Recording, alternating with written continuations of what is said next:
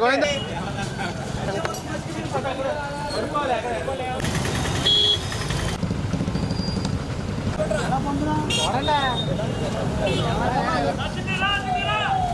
ఎదరెట్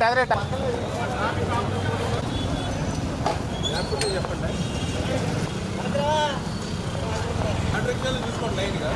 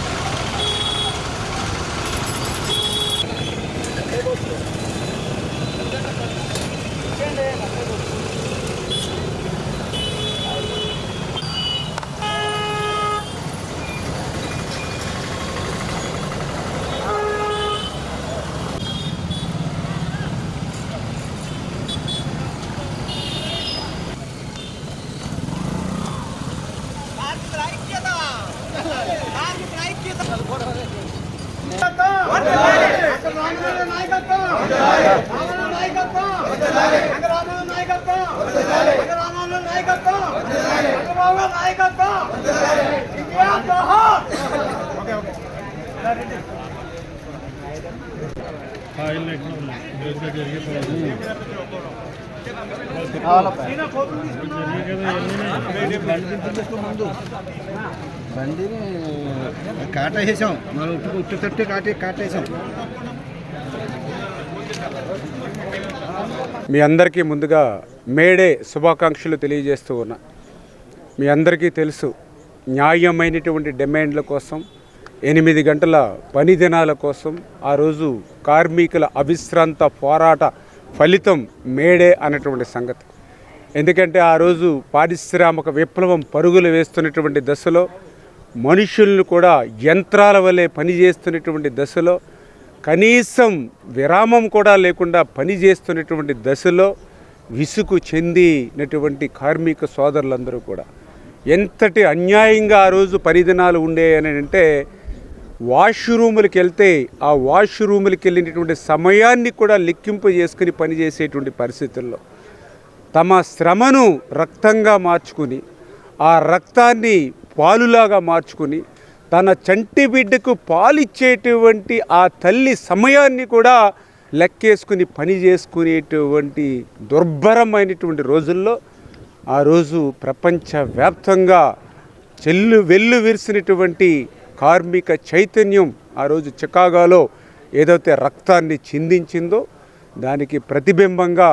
మరి ఈవేళ మేడేని ప్రపంచవ్యాప్తంగా మనందరం కూడా జరుపుకుంటూ ఉన్నాం.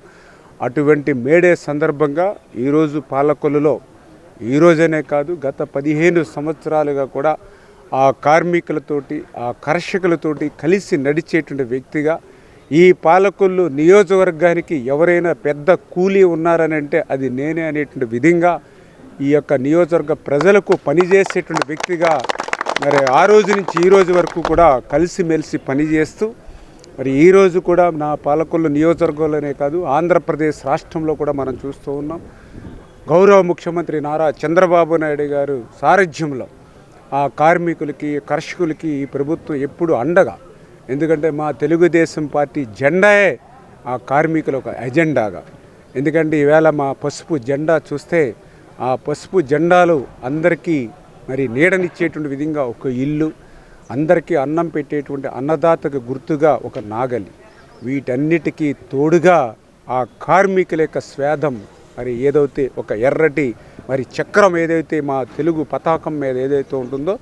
అదే ఈ యొక్క కార్మికులకు ప్రతీకగా తెలుగుదేశం పార్టీ ఎజెండా నడుస్తుంది.